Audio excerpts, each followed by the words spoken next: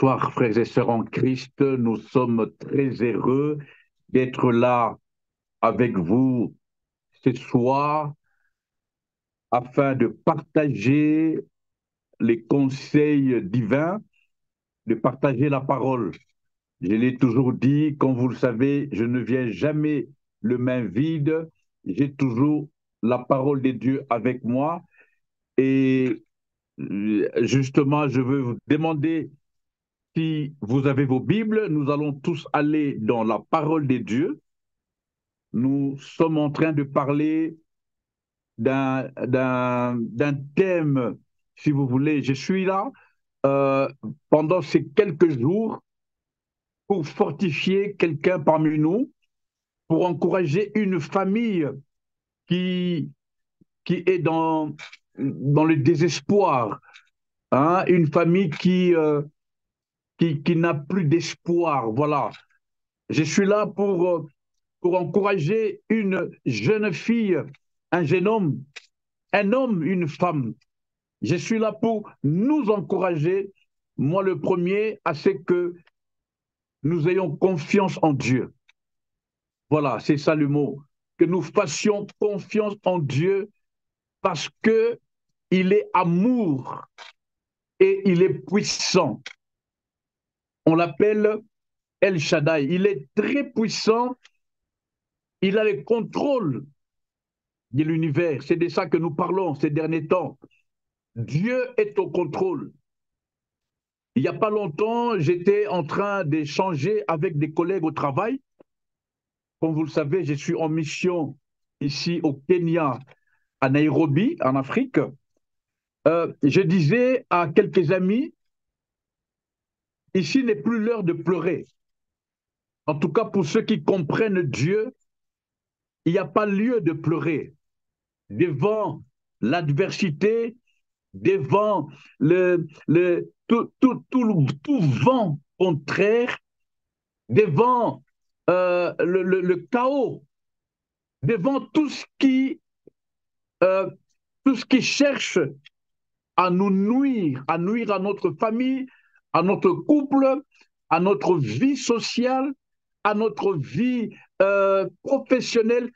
Toutes ces choses contraires ne peuvent et ne pourront pas nous nuire parce que Dieu est au contrôle. Il nous aime. Il nous aime tellement.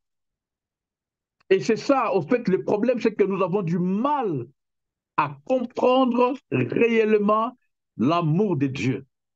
Vous savez, il est écrit, alors que tu n'étais qu'une masse informe, je te connaissais, dit la Bible. Je te connaissais et j'avais inscrit dans le livre de vie tous les jours de ta vie. C'est un passage que je récite tous les jours parce que je crois en ce passage.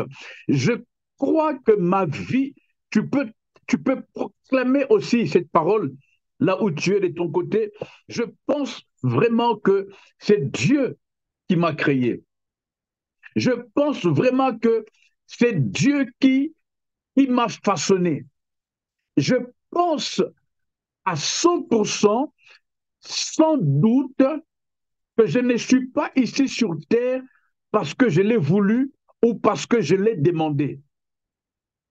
J'ai toujours dit, si parmi nous, il y a quelqu'un qui a demandé à Dieu de le déposer sur terre, qu'il me dise, en tout cas moi, votre frère, je me suis retrouvé sur terre par la volonté de Dieu, grâce à Dieu, et encore mieux, pour faire la volonté de Dieu. C'est ce que Job dira pendant les temps difficiles qu'il a traversés. Job a dit, je plie ma volonté à la tienne. Ce qui revient à dire, c'est toi qui sais ce que tu fais et je te fais confiance parce que tout ce que tu fais est bon. Je dis à quelqu'un, tout ce que Dieu fait est bon. J'aimerais répéter encore ça. Tout ce que Dieu fait est bon. Il est le meilleur. Mais metteur en scène, le meilleur producteur, le meilleur conseiller. Il n'a jamais perdu. Il a gagné des batailles et des batailles. D'ailleurs, c'est lui qui tire la ficelle. Je parle du Dieu créateur du ciel et de la terre. Et je te prie de lui faire confiance. Fais-lui confiance. Oui, tu peux toucher et prendre la main de ton mari, prendre ta femme et dis-lui, faisons-lui confiance. Fais confiance, ma jeune sœur, fais confiance en Dieu. Mon jeune frère, aie confiance en Dieu.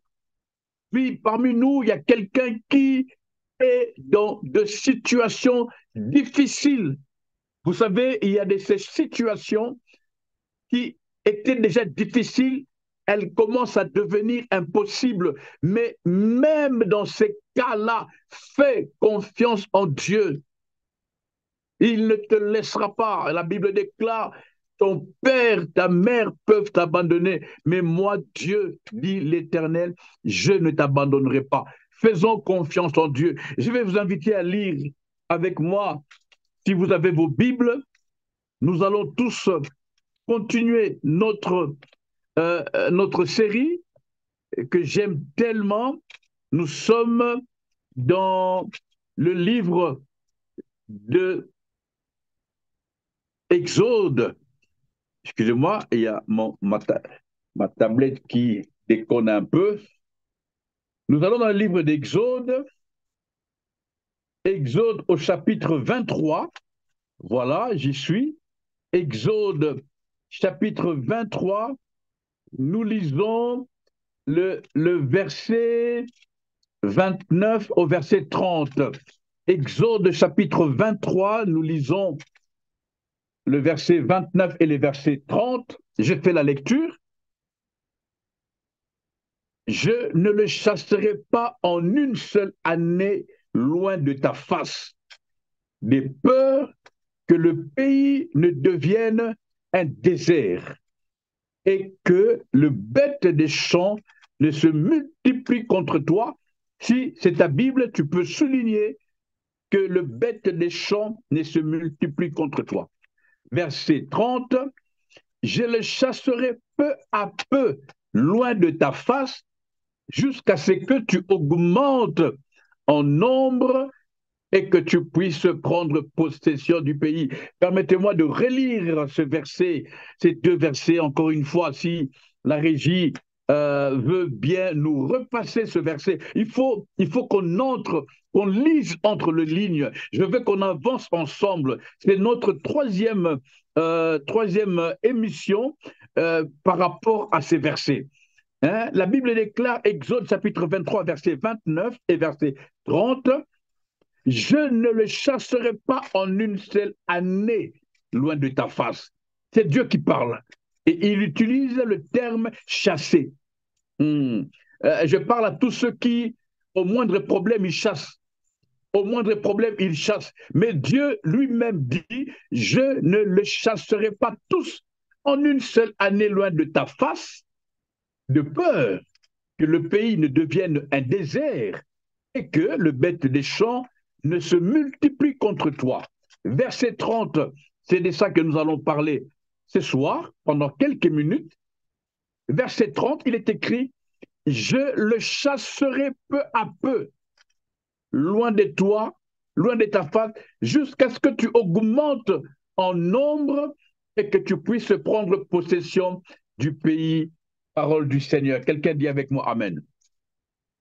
Alléluia, alléluia. Merci Seigneur.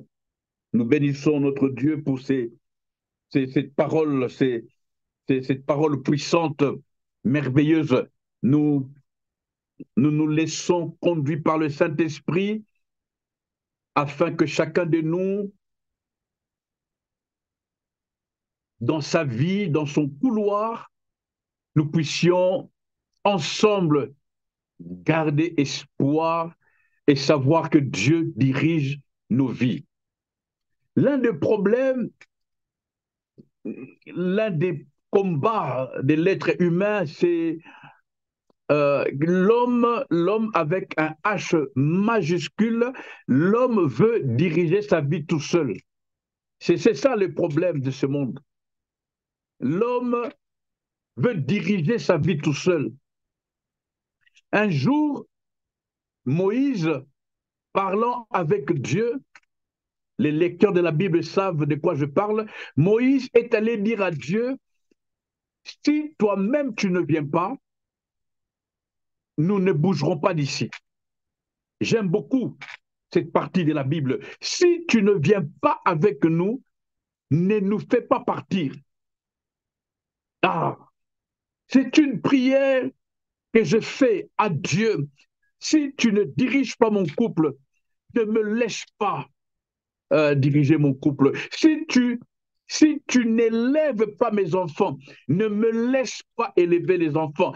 Il y a pas plus grand danger que de vouloir diriger sa vie tout seul alors que nous sommes euh, nous sommes supposés, ou même pas supposés, c'est un faible mot, nous sommes censés être conduits, dirigés par Dieu. Et la Bible ira dire, Dieu dira à Moïse, c'est bon, la nuit, je serai là comme une colonne de nuée, une colonne de feu, et les jours, je serai là comme une colonne de nuée. C'est-à-dire, Dieu était avec Israël. Dieu était là avec Israël.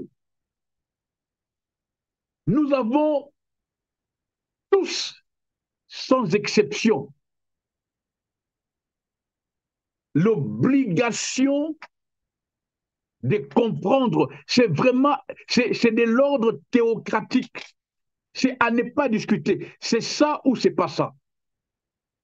Ça paraît méchant, ça paraît cru, mais c'est comme ça dans, dans le royaume de Dieu. C'est pourquoi même Jésus, quand il nous apprenait à prier, il disait que ton règne vienne, que ta volonté soit faite.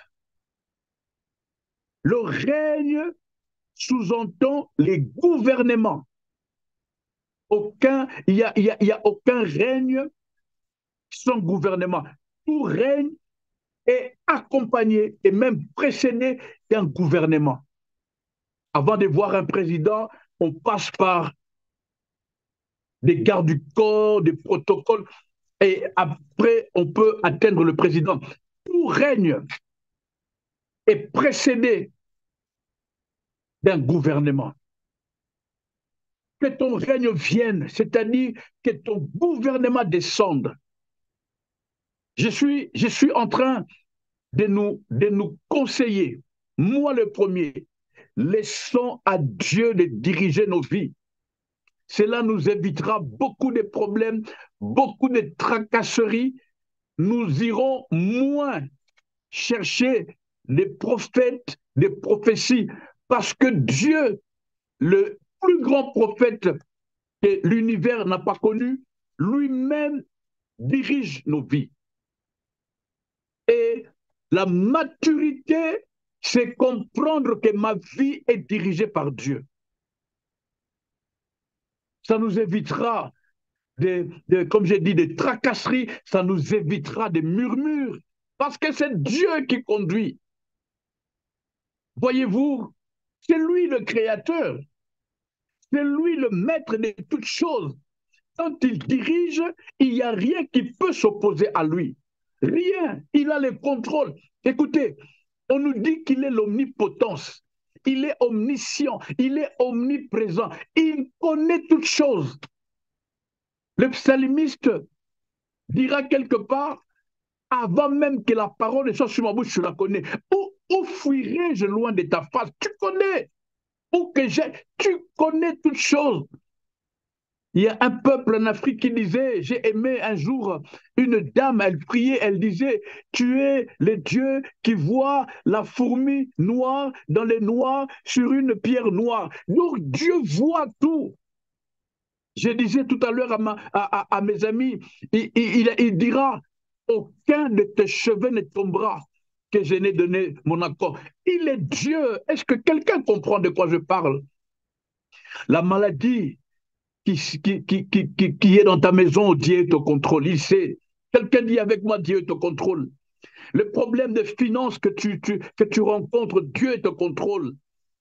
Il y a une femme avec un enfant, qui ne sait pas où dormir et qui même envisage d'aller dormir dehors. Dieu est au contrôle.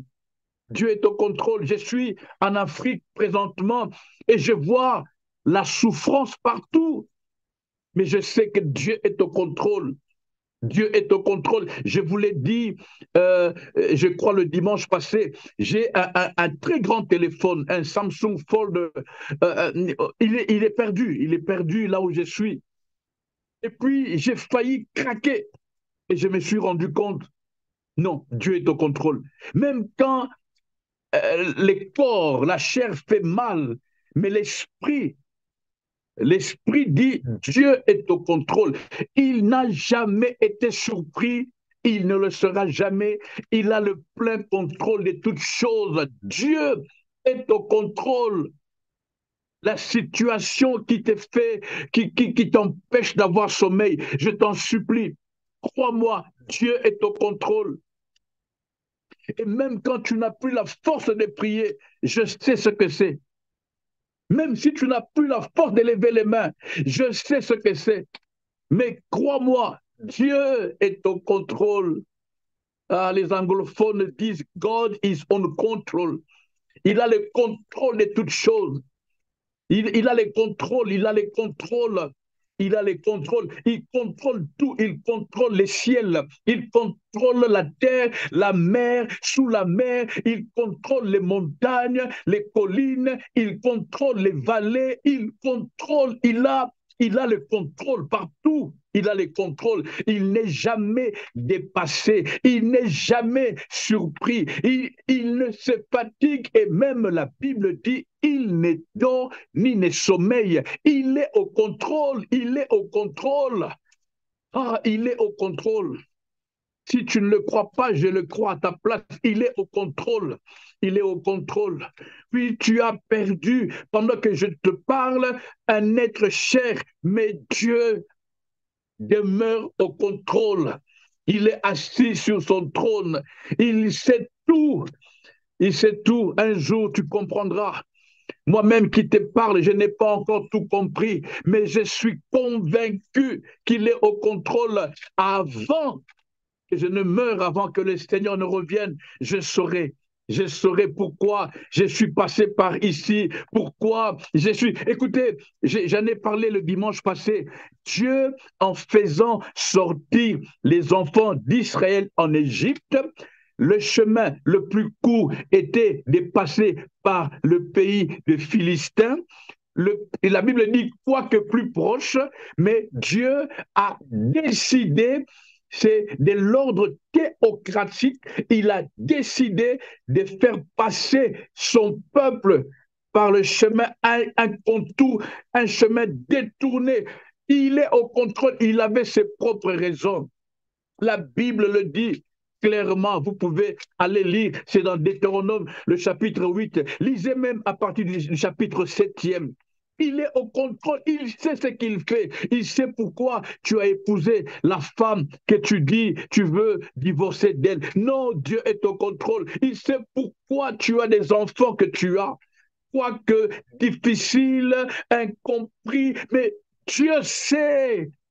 Dieu sait, la Bible dit, je n'ai jamais vu un juste abandonné. Le juste, c'est celui qui marche selon le plan de Dieu, selon ce qui avait été écrit. Le juste, c'est pas celui comme on le croit, non. Le juste, je le dis à la manière théologique, le juste, c'est toute personne qui a décidé, parce que c'est une question de décision. Tout celui qui a décidé de marcher selon la parole de Dieu, de mettre en pratique, de se laisser couler, conduire en vivant, ainsi dit l'Éternel, voilà un juste, voilà un juste. Et il peut tomber, mais il se relèvera. Et s'il ne se relève pas, Dieu viendra lui tendre la main et le fera sortir. Pierre nous l'a montré en disant à Dieu, si c'est toi, ordonne que je vienne. L'ainsi dit l'Éternel est sorti. Pierre est sorti de la barque, mais quand il commençait à s'enfoncer à cause de ce qu'il voyait, le Seigneur a tendu la main. Dieu n'est pas là pour laisser les justes mourir. Il est même écrit, il ne cherche même pas la mort du méchant. À combien plus forte raison la mort d'un juste? Dieu est au contrôle. Je suis en train de voir la Bible défiler devant moi, de versets défiler devant moi. Mais comme je ne suis pas de ceux qui, je ne veux pas nous embrouiller avec beaucoup d'informations, ce soir, je suis venu nous parler de ce chapitre 23 de Exode, les deux versets 29 et 30. Je paraphrase, il dit, je ne les chasserai pas tous en une seule fois, en une année, loin de ta face. C'est-à-dire, déjà, l'ennemi n'est pas loin, parce qu'il dit loin de ta face. C'est qu'il est à côté de toi, en face de toi, tu le vois. Le danger est en face de toi, l'adversité est en face, ou plutôt les adversités. Il n'y en a pas, il y en a pas deux, il y a trois, il y a quatre, il y a cinq, il y a six. Il y a quelqu'un qui, en même temps, connaît la galère. En même temps, sa femme est stérile. En même temps, lui-même est au chômage. En même temps, il n'a pas le moyen de payer les loyers. En même temps, il est malade. Et en même temps, sa soeur ou son frère a des difficultés. Et avez-vous déjà connu ça? Oh mon Dieu. Avez-vous déjà connu ça? Ça vient de tous côtés, de toutes parts.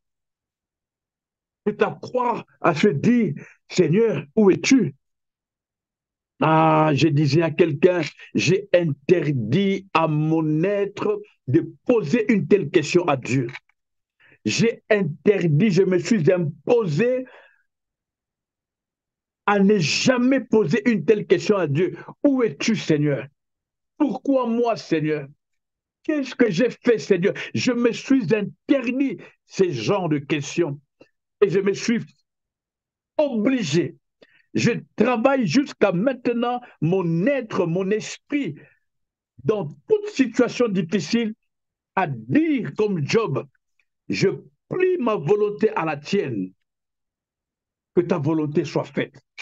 Et je te dis merci, parce que tu sais ce que tu fais. Dieu me voit, bien-aimé. Vous pouvez demander à mon épouse, je ne suis pas parfait, mais j'ai compris une chose, et c'est ce que je partage avec vous, Dieu est au contrôle. Dieu est au contrôle, il est au contrôle. Ça enlève la peur en moi, ça enlève des frustrations en moi, ça enlève la peur, l'amertume, ça enlève, je me dis, tout ce que je vis, Dieu est au contrôle. Même si je ne comprends pas aujourd'hui, comme je l'ai dit, demain, si pas demain, après-demain, mais ce qui est sûr, un jour, je dirai, ah, oh, un jour, tu pourras dire comme moi, ah, je comprends, je comprends.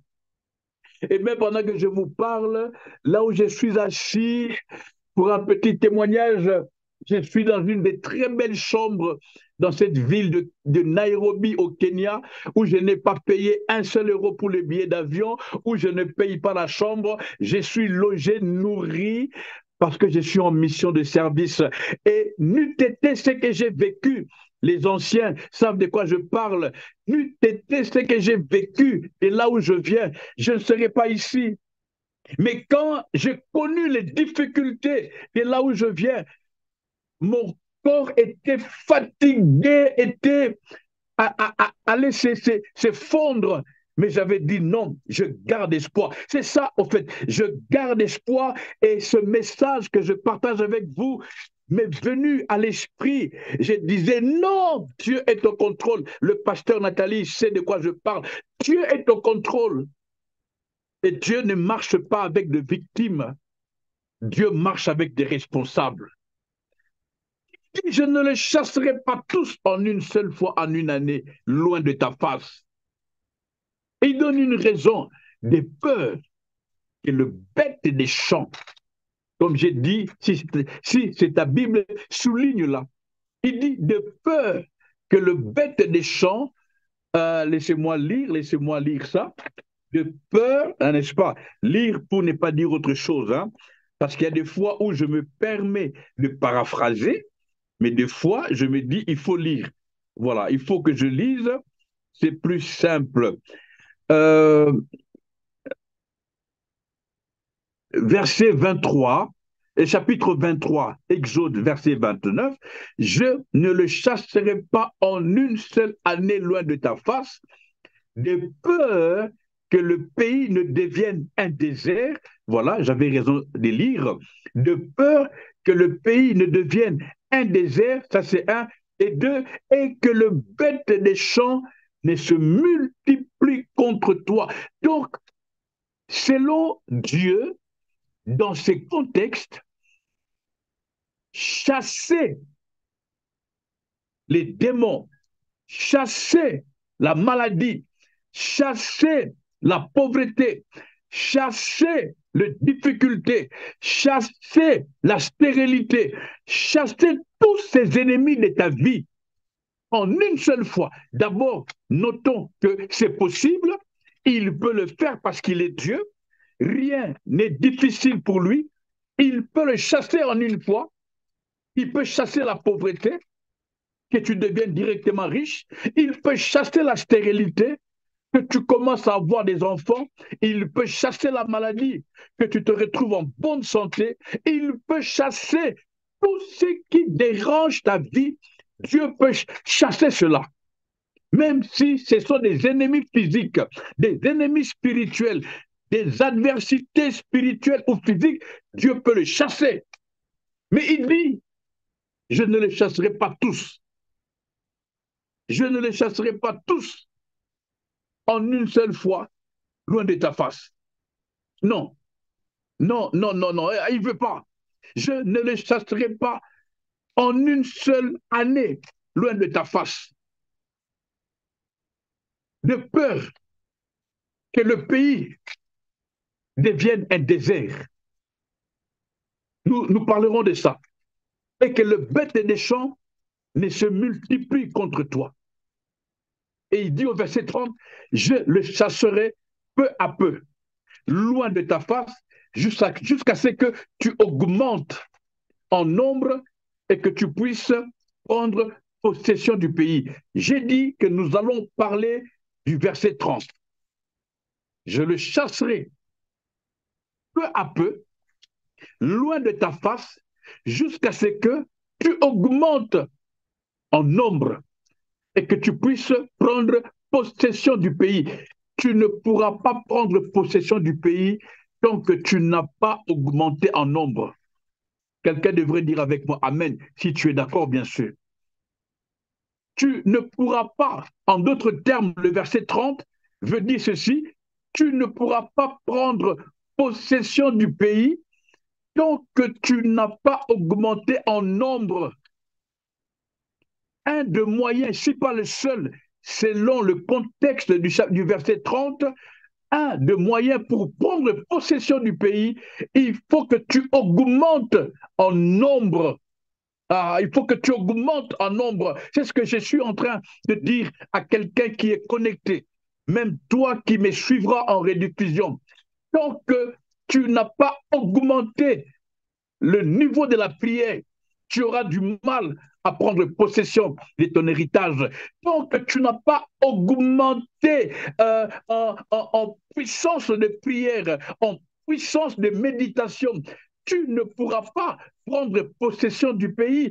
Tant que tu n'as pas augmenté, tu n'es pas augmenté en capacité de la compréhension de la parole de Dieu, tu auras du mal à prendre entrer en possession de tes bénédictions. Les bénédictions sont disponibles seulement à ceux qui ont augmenté en capacité d'intelligence, en capacité de maturité, en capacité de patience, en capacité de tolérance, en capacité d'amour. Il faut que tu augmentes. Quelqu'un dit avec moi, il faut que j'augmente.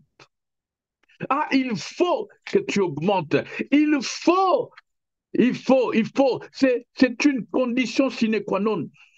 Tant que tu es petit, tant que tu n'es pas augmenté, tu auras du mal à entrer en possession du pays. Il dit, je le chasserai peu à peu loin de ta face. C'est-à-dire, quand il chasse un, il laisse 30. Et les 30 là, ils sont là pour créer en toi un esprit de combattant. Un esprit, oui, des combattants. Parce que ce qu'il a dit au verset 23, s'il faut que je revienne encore un peu, euh, euh, si Dieu chasse tous les ennemis de ta vie, hein, il chasse les ennemis, il chasse tout, il te donne toute la vie. Dieu dit, tu ne vas pas augmenter. Pourquoi? Parce que tu deviendras un désert. C'est-à-dire, tu auras un ventre bédonnant. Tu seras au summum de la gloire. Tu finiras ta vie à ne plus jamais entendre Dieu, à ne plus chercher Dieu. Savez-vous que les difficultés nous aident à chercher la face de Dieu? Je ne sais pas si quelqu'un parmi nous le savait. Savez-vous que les difficultés nous poussent à chercher la face de Dieu? C'est comme quelqu'un qui est dans une chambre noire. Savez-vous, ici où je suis dans ma chambre d'hôtel, il y a le noir qui est là. Je ne sais pas si vous comprenez. Le noir est là. Le noir est là. Mais le seul, si vous ne le voyez pas, c'est parce que je me suis levé, ou plutôt je m'étais levé, j'étais allé à l'interrupteur et j'avais appuyé, et puis le noir est parti. Mais le noir, c'est pas qu'il est parti, il est là. Parce qu'avant de dormir, comme ma femme me l'a appris, je veux encore éteindre. Enfin, je veux appuyer sur. Il y a même ici. Non, il n'y a pas. Ah oui, vous voyez, ça change un peu. Mais bon, l'interrupteur central est derrière moi, à côté du lit. Quand je veux appuyer sur l'interrupteur central, la lumière va partir et le noir va revenir. Le noir n'est jamais parti. Il est là. Il est là. C'est ce que dit la Bible. Soyez sobres et vigilants. Pourquoi? Parce que votre adversaire, le diable, rôde comme un lion rugissant, cherchant qui dévorer. Dieu, selon lui, et il a raison, il se dit, si je chasse tous les ennemis de ta vie, si je chasse tous les combats de ta vie, si je chasse toute la diversité devant ta face, tu ne sauras plus me chercher et tu vas sûrement rétrograder, tu vas tomber dans les péchés. Et c'est écrit pour ceux qui ont retenu dans Deutéronome, je n'ai pas le temps va tellement vite. Dans Deutéronome, Dieu dit, Dieu va donner une raison. Pourquoi il n'a pas amené les enfants d'Israël de l'Égypte en passant par le chemin le plus court? Pourquoi a-t-il décidé de leur faire un détour? La Bible dit, c'est Dieu qui parle, parce que par le chemin des Philistins, quoique le plus court, ils auraient trouvé la guerre avec les Philistins. Dieu dit de peur qu'il il y a un terme pour ne pas dire vraiment encore autre chose. Permettez-moi que je lise cela. J'ai lu ça dimanche passé pour ceux qui étaient là. C'est où? Deutéronome 8. Euh, oui, attendez. C'est où ça? Je suis en train d'étudier ces messages parce que c'est un message vital. Hein, c'est vraiment la vie. Oui, c'est Exode 13. Voilà, j'ai bien fait de vouloir lire. Deutéronome 8, c'est un autre passage. Exode chapitre 13, verset 17. Et je demande à nos amis de la régie de nous afficher ce message. Je veux faire la lecture, hein, parce qu'il y a un élément important. Le raison pour lequel Dieu prenait de telles décisions avec ceux qui nous ont précédés. Et je répète, je suis en train de poursuivre les raisons qui faisaient que Dieu prenne de telles décisions avec son propre peuple. Il dit dans Exode chapitre 13, le verset 17, lorsque Pharaon laissa aller le peuple de Dieu, Dieu ne les conduisit point par le chemin du pays de Philistins, quoique le plus proche. Écoutez, car Dieu dit, le peuple pourrait se repentir en voyant la guerre et retourner en Égypte. C'est là où les Romains s'empoignaient. Dieu dit, en voyant la guerre, le peuple pourrait se repentir et retourner en Égypte et oublier Canaan, le pays où coule le lait et le miel, le pays de la promesse. Et comme le pays des Philistins était tout proche et une guerre, en venant directement de l'Égypte, il n'était pas assez mature, il n'avait pas le caractère forgé. C'est là où je m'en vais lire justement Deutéronome 8, parce que ça me traverse l'esprit à tout moment. Deutéronome 8, il dit, euh, euh, vous observerez et vous mettrez en pratique tous les commandements que je vous prescris aujourd'hui, afin que vous viviez, que vous multipliez et que vous entriez en possession du pays que l'Éternel a juré de donner à vos pères. Écoutez ce qu'il dit au verset 2. Souviens-toi de tous les chemins que l'Éternel, ton Dieu, t'a fait faire pendant ces 40 années dans les déserts. Deutéronome chapitre 8, verset 2. Souviens-toi de tous les chemins que l'Éternel, ton Dieu, t'a fait faire pendant ces 40 années dans le désert, afin de t'humilier et de t'éprouver. Pourquoi? Pour savoir quelles étaient les dispositions de ton cœur et si tu garderais ou non ces commandements. Est-ce que quelqu'un me comprend? Pour savoir quelles étaient les dispositions de ton cœur et si tu garderais les commandements. Quand on est un bébé spirituel et quand on vient à Dieu, ce que je dis est peut-être difficile à comprendre et que Dieu nous donne directement tout ce qu'il nous faut, il est fort possible, selon Dieu, à du 100% que nous nous repentions et que nous rentrions dans le monde. C'est pourquoi même, dans la même pensée, dans la même logique divine, Jacques va dire ceci. Aussi longtemps que l'héritier, pas les domestiques, pas le travailleur, non, aussi longtemps que l'héritier est encore enfant, on donne la responsabilité de son héritage à un tuteur jusqu'à ce que l'enfant devienne grand. Ici, il n'est pas question de l'âge physique, c'est par rapport à la responsabilité. Tant qu'on est victime, tant qu'on est enfant, Dieu ne nous donne pas la responsabilité de notre héritage. Nous allons faire un fiasco, nous allons faire un fiasco total. Tant qu'on est encore immature, Dieu prend notre héritage et les confie à un tuteur. Je dis à quelqu'un qui est là, ce que tu es en train de vivre, ce n'est pas pour t'amener à la mort. Dieu est en train de forger ton caractère.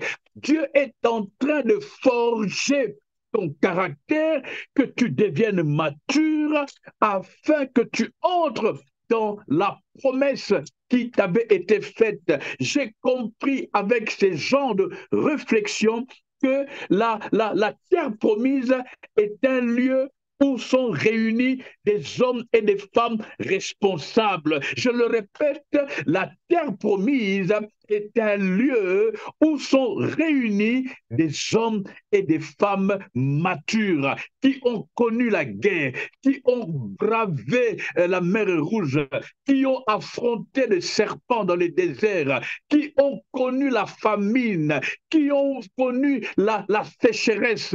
Tous ces hommes, toutes ces femmes qui ont traversé ces étapes, elles sont devenues matures, ils sont devenus responsables. Maintenant, ils peuvent gérer, bien prendre soin de la bénédiction que Dieu leur a donnée. Un enfant de 10 ans qui ne connaît pas la galère, quand on lui donne 10 000 $, il va le dilapider. Non, il faut comprendre, frères et sœurs, pourquoi Dieu nous fait passer par les étapes difficiles, les étapes qui ne nous conviennent pas. Dieu sait pourquoi. Dieu sait pourquoi. Il est au contrôle de toutes choses. Il est au contrôle de toutes choses. Il dit, je le chasserai peu à peu. Il chasse un aujourd'hui. Il te reste encore 39. Et pendant que les 39 sont là, cela t'empêche de te la couler douce. Tu es sur le qui-vif, tu es là. Non, tu ne te la coules pas douce parce que ce n'est pas acquis. Hein, n'est-ce pas? Ce n'est pas acquis.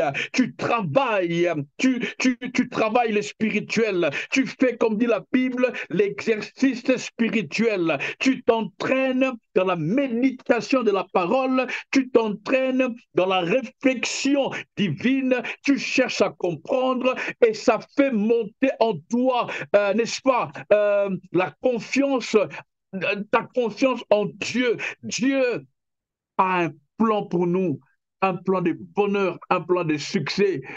La clé qui m'aide à comprendre cette pensée que je partage avec vous ce soir, c'est quand il dit, quand tu n'étais qu'une masse informe, mes yeux te voyaient, je te connaissais, et même tous les jours de ta vie, je les ai inscrits dans le livre de vie. C'est-à-dire, je ne vis pas le hasard, je vis les choses qui ont été écrites. Dieu a écrit ma vie du début à la fin. Ce que je sais, je me bats, je me discipline à vivre ce qui avait été écrit. Et même aujourd'hui, je suis en train de vivre l'ainsi dit l'Éternel. Ce n'est pas toi qui vas chasser les lions, c'est Dieu qui va les chasser au travers de toi. Ce n'est pas toi qui vas faire écrouler le géant Goliath, c'est Dieu qui va le faire au travers de toi. Ce n'est pas toi qui vas affronter la fournaise ardente, c'est Dieu qui va le faire au travers de toi. Ce n'est pas toi qui vas fermer la gueule des lions, c'est Dieu qui va le faire pour honorer ta foi. Tu as mis confiance en ce qu'il t'a dit. Tu as gardé espoir, même quand tu avais peur, même quand tu tremblais, mais tu avais confiance en Dieu. Tu savais que celui qui a fait la promesse est fidèle. La Bible dit, la renommée de Dieu s'accroît de génération en génération parce qu'il est fidèle à sa parole, il est fidèle à ses promesses. Ce qu'il promet, il l'accomplit. Frères et sœurs, vous qui êtes là avec moi, même vous qui allez me suivre en rediffusion, je le dis avec autant de force pour nous confirmer que Dieu est au contrôle. Il est au contrôle. Il ne fait rien de mauvais, il ne fait rien de mal. Je vais jusqu'à dire, même si tu perds quelqu'un de cher dans ta famille, je ne le souhaite pas, mais Dieu reste au contrôle et il reste bon. Même si tu perds ton travail, Dieu reste au contrôle et il reste bon. Même si tu perds ton argent, Dieu reste au contrôle et il demeure bon et juste. Il sait ce qu'il fait. Nous lui rendons la gloire. Alléluia. Nous lui rendons la gloire. Le message que je partage avec vous, je crois que c'est l'Esprit Saint qui m'aide à partager cela avec vous. C'est pour moi toute une prière. C'est pour moi toute une prière. Je crois que Dieu est au contrôle. Je crois qu'il est au contrôle. Je crois fermement qu'il est au contrôle. Je suis en train de vivre. Les temps me fait défaut pour témoigner le bienfait de Dieu dans ma vie. Mon épouse pourrait vous en parler encore mieux parce que là, le verbe est facile. Vous savez, ce que je suis en train de vivre sans forcer, sans faire des efforts. Je suis dans l'ainsi dit l'Éternel. De là où je viens, j'ai réussi l'examen. C'est-à-dire, je n'ai pas murmuré, je n'ai pas posé des questions à savoir où es-tu, Seigneur? Pourquoi m'as-tu abandonné? Non, je crois que Dieu n'abandonne pas. D'ailleurs, il a dit, ton père et ta mère peuvent t'abandonner. Moi, Dieu, je ne t'abandonnerai pas. Je serai avec toi jusqu'à la fin des temps. Quand j'ai compris ça, quand je me bats de garder cette pensée dans mon esprit, même quand je suis dans les feux, je dis Dieu est là. Même quand ça touche mon corps, même quand ça détruit ma chair, je dis Dieu est là. Dieu est là, il est au contrôle. Il sait pourquoi il a permis cela. Dieu est au contrôle. Dieu est au contrôle. On t'a mis dehors, Dieu est au contrôle. Le médecin, on dit que tu allais mourir avec cette maladie. Dieu est au contrôle. Il était calme quand on lui a annoncé la mort d'un de ses amis, Lazare. Il était calme. Suivez-moi. Il était calme. Il n'était pas agité. Il sait. Je lui fais confiance parce qu'il sait ce qu'il fait. Il sait où il nous amène. Si Dieu enlève tous les combats devant ma face, si Dieu te met à l'abri, si Dieu chasse tous les combats devant ta face, Dieu dit cela est un danger. Ce n'est pas moi qui le dis, c'est écrit dans la Bible. Dieu dit que c'est un danger. C'est un danger. Et ce danger a pour conséquence, tu ne vas pas augmenter en nombre. Tu resteras petit. Mais pour que tu augmentes en nombre, selon Dieu, il a décidé de chasser peu à peu devant ta face l'adversité, les adversités. Il va chasser la maladie, il va laisser la pauvreté. Il va chasser la pauvreté, il y aura encore la stérilité. Il est au contrôle. Il sait ce qu'il fait, il sait ce qu'il fait. Est-ce que quelqu'un a compris de quoi il s'agit? Dieu sait ce qu'il fait. Un jour, tu témoigneras. Ce jour-là, tu comprendras que Dieu est au contrôle et qu'il sait ce qu'il fait. Il a toujours su. Il n'est jamais surpris. Il n'a jamais été dépassé. Il a le plein contrôle de ta vie, de ta femme, de ton mari, de tes enfants, de ta famille, de ton travail, de ta santé, de tes projets. Il a le plein contrôle. Il a le plein contrôle. Et je termine en disant ceci. Et je suis conscient que cela est vrai. Rien ni personne ne pourrait me faire changer d'avis. Il a dit, rien ne peut arriver sur cette terre, en tout cas sur cette planète appelée Terre. Rien ne peut arriver si Dieu n'a pas permis. Que le Seigneur nous aide. Que nous puissions méditer sur cette réflexion. Que nous puissions comprendre et que l'adversité qui est devant nous n'est là que parce que Dieu a décidé et que cela nous aide à augmenter en nombre. Au verset 23, il a dit, de peur que le bête des champs ne se multiplie contre toi. De peur que le bête des champs ne se multiplie contre toi. De peur que le bête des champs ne se multiplie contre toi, Dieu dit, je vais le chasser peu à peu. Je vais chasser l'adversité peu à peu. Gloire à Dieu pour l'adversité qui est chassée. Quelqu'un dit avec moi, gloire à Dieu. Gloire à Dieu pour l'adversité qui est encore là, qui demeure encore. Gloire à Dieu. Ne murmure pas. Je dis cela au nom de Jésus. Ne murmure pas. Ne te lamente pas. ne cherche pas, comme il dit dans la parole, ne promène pas de regard inquiet. Reste focus sur Jésus. Il sait ce qu'il fait. Il t'amène quelque part. Au nom de Jésus, il t'amène quelque part. Il t'amène quelque part. Et tu comprendras. Je prie que le Saint-Esprit de Dieu nous aide à comprendre cette pensée que cela nous aide à nous maintenir dans le calme, que nous ne soyons pas agités. C'est pourquoi je comprends en méditant ces versets, pourquoi Dieu nous demande ne t'effraie point, ne t'épouvante point, ne promène pas de regard inquiet, ne sois pas dans la peur, ne crains rien. Tout ça, c'est pour dire, je suis au contrôle. Dieu est au contrôle. Quelqu'un peut-il dire avec moi, Dieu est au contrôle? Ah, Dieu est au contrôle.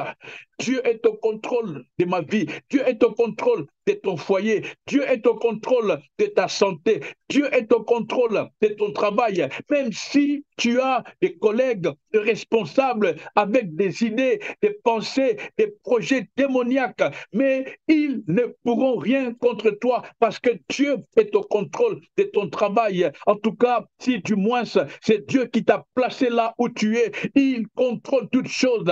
Personne ne peut se lever et contredire le plan de Dieu. Il a l'autorité théocratique, il a la puissance, le pouvoir sur toutes choses. Pour toi, il peut détruire des nations parce que tu as accepté de te laisser conduire par le Saint-Esprit.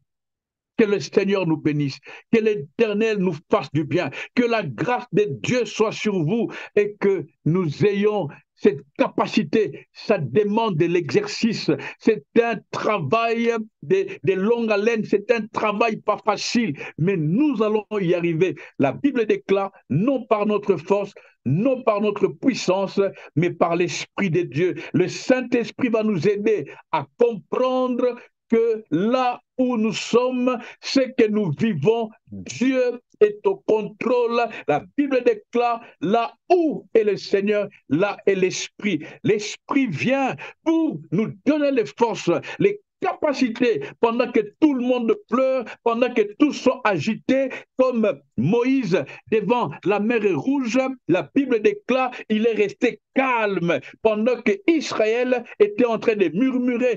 D'autres ont même commencé à regretter, à penser aux concombres en Égypte. Voyez-vous, l'être humain est sensible, l'être humain est faible. Il faut avoir la maturité, il faut vivre ce que Moïse a vécu. Il a été chassé, il a passé du temps dans les déserts, il a connu la soif, la sécheresse, la famine, il a connu ces choses, il a vu le buisson ardent, il a traversé, il a une expérience qui a fait que devant l'adversité, il était calme. Il se disait, c'est lui qui m'a donné les bâtons, il est fidèle, je l'ai vu avec mes yeux. Écoute, l'adversité te poussera, t'amènera d'avoir Dieu, avoir Dieu à l'œuvre. Tous ceux qui aujourd'hui sont en train de tomber à gauche et à droite, tous ceux qui sont en train de lâcher prise, ce ne sont que des hommes et des femmes qui n'ont pas vu la main de Dieu, qui n'ont pas rencontré Dieu. C'est pourquoi ils tombent facilement. Mais quelqu'un qui a expérimenté la puissance de Dieu ne peut plus tomber devant l'adversité. Il restera stable, il restera ferme. Il pourra dire, de mes yeux, j'ai vu, alors que j'avais entendu, aujourd'hui j'ai vu. Écoutez, ayez confiance en Dieu, gardons confiance en Dieu. Il a le dernier mot, même si aujourd'hui tu es déconsidéré dans ton milieu de travail, tu es déconsidéré parce que là où tu es, il y a des gens qui font des chipotages, mais ne faites pas comme eux. Dieu disait, ne faites pas comme eux, restez ferme. C'est lui qui voit dans les cieux, il est fidèle et il récompense toujours tous ceux qui se confient en lui. Oh, soyez bénis, soyez bénis, soyez bénis. Nous nous retrouverons pour notre prochaine émission le dimanche prochain avec le même thème. Nous sentons le devoir de rester sur le même thème de réfléchir ensemble sur la capacité de Dieu d'être au contrôle, de chapeauter notre vie, parce que c'est lui qui est l'auteur et qui a écrit l'histoire de notre vie. Soyez fermes, soyez courageux, espérez toujours et croyez en Dieu. Demain, nous témoignerons. Que le Seigneur vous bénisse. À dimanche prochain sur notre canal Cœur à Cœur, ensemble, afin de méditer, de nous encourager. Je vous encourage justement de rester connectés sur votre chaîne Cœur à Cœur. Nous avons des émissions bien taillées, à mesure, dans tous les domaines, pour les hommes, les femmes, pour les enfants, pour la santé, pour les sports, pour tout. J'aime beaucoup ce canal que je suis régulièrement quand je ne travaille pas, afin de pouvoir grandir spirituellement. Alléluia. Que Dieu vous bénisse, que le Seigneur bénisse la visionnaire de ce canal, tous ceux qui travaillent avec elle, sa famille, son mari, ses enfants, et que la paix du Christ accompagne au nom de Jésus-Christ. Soyez bénis et à dimanche prochain. Bye bye.